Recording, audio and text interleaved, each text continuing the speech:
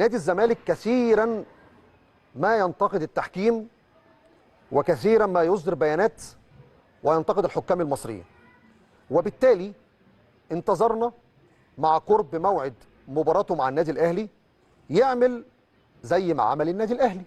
ايه اللي هو؟ الاهلي لما كان عنده مباراه مع الزمالك ومنعا للحرج ونتيجه للاخطاء التحكيميه المؤثره خلال هذا الموسم، انا بقى ايه، مش اقوال، ده اقوال وافعال، فطلبت بحكام اجانب.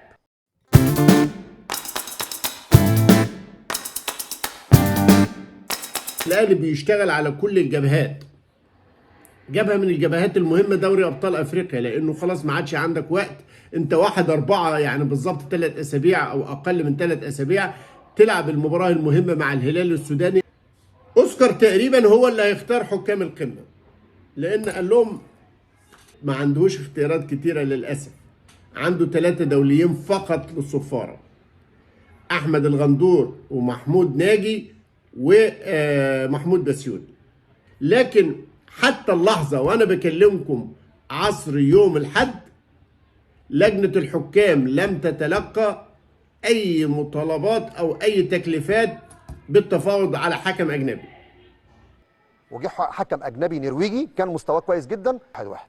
فبالتالي بما إن نادي الزمالك شايف إن التحكيم زي ما اتقال يعني مؤثر في نتائجه وأضاع عليه الصدارة وأضاع عليه المسابقة وخلى الزمالك بعيد عن المنافسة بقاله 20 سنة، فالطبيعي تعمل ايه؟ تطلب حكام اجانب. ما طلبش.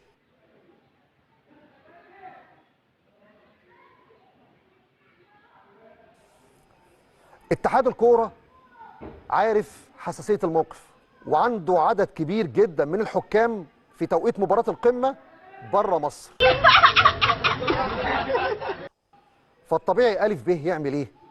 يتواصل مع الكولومبي اوسكار رايز رئيس لجنه الحكام ويقول له بسرعه هات لي حكم اجنبي. معلوماتي ان حصل تواصل وان في اتصالات تم التواصل والاتفاق مع طاقم تحكيم ايطالي لاداره مباراه القمه. الحكام هيجوا؟ لا لا لا. قلت لها ليه؟ لا قالت لي لا ليه؟ قال لك النهارده اصل في مصادر بتقول ان اتحاد الكوره مش مطالب بسداد تكاليف الحكام الاجانب لان الزمالك ما طلبش والاهلي ما طلبش، فالطبيعي اللي يطلب مين؟ صاحب المباراه، صاحب الملعب، اللي دايما بيطلع بيانات وبيشتكي من التحكيم. لان كمان في كلام طالع من اتحاد الكوره يقول لك ايه؟ اصل انا لو دفعت وجبت حكام اجانب من خزينه الاتحاد ما ممكن النادي الاهلي يقول لي انت دفعت ليه؟ ما الزمالك كان يدفع زي ما انا ادفع. الصراحه والوضوح والشفافيه مش موجوده، ده امر بيثير علامه الاستفهام. ولكن عمل ايه بقى دلوقتي؟ عندك يا سيدي بص بقى، امين عمر، محمد معروف، محمود البنا، محمود عاشور، عندهم معسكر النخبه، عشان ده المعسكر على اساسه هيتم اختيار حكام دوري ابطال افريقيا والكونفدراليه هتتلعب اول ابريل. فحافظ على الاقل على يعني حتى الصف الثاني، لا موديهم تونس. مين؟ احمد الغندور حكم، عمرو الشناوي فار، يوسف البساطي وشريف عبد الله 2 مساعدين. فبقى عندك 10 مش موجودين في مصر، ما بقاش غير محمود بسيوني ومحمود ناجي. هل ينفع يدير مباراه القمه؟ ابدا، بالذات محمود بسيوني. ليه بقى بالذات محمود بسيوني؟ احسب عندك واكتب عندك ال3 ماتشات دول: الزمالك وبيراميدز، لعبه الونش الفولي اللي كانت جوه منطقه الجزاء وما اتحسبتش ركله جزاء، ماتش بيراميدز ومودرن اللي كان المفروض فيه هدف لمودرن بس صفر وخالف بروتوكول الفار وادى فاول لاحمد الشناوي حارس بيراميدز. وفي ماتش ثالث كان موجود حكم فار رسم الخطوط غلط في ماتش مين؟ بيراميدز وغزل المحله. مين بقى عندك بقى؟ سامي هلهل؟ هتلعب الماتش بمساعد واحد؟ مفيش. عد غنيمتك يا جحا، مفيش. فانت ما بقاش عندك حكام مصريين، ما بقاش عندك، وفي نفس الوقت بتقول انا مش هدفع واجيب حكام اجانب على حسابي. والزمالك اللي بيطالب دايما ان الحكام المصريين بيظلموه عايز تحكيم مصري. ولكن ايه اللي هيتم في الساعات اللي جايه مش عارفين. بس المشهد مش كويس، لان الاختيارات اللي قدامك مش احسن حاجه، ده اسوأ حاجه، اسوأ حاجه.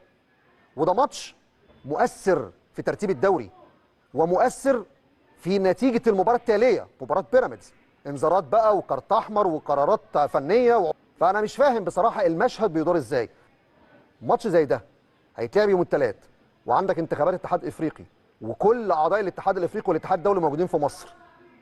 ماتش زي ده المشهد فيه لازم يطلع مشهد متميز، واتمنى ان القرار يكون قرار اتحاد الكوره، ما يكونش حد واصي على اتحاد الكوره دايما بيقول وبيتدخل في ملف التحكيم، لانه دايما الفتره الاخيره هذا الشخص موجود في الاتحاد يوميا وبيشيل حكام وبيحط حكام وبيودي حكام وبيصفر حكام. ونشوف النهارده بدايه الكلام اللي معانا ال 12.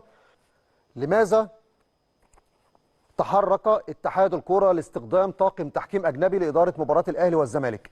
الكوره مش عايز يدفع والزمالك عايز حكام مصريين لانه ما طلبش حكام اجانب. فهل الرابطه ممكن تتدخل؟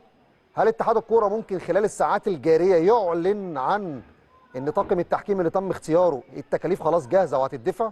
ده اللي هنشوفه في الساعات اللي جايه، ولكن باكد لحضراتكم اي حكم مصري من المتاحين حاليا هيبقى فيه مخاطره كبيره جدا.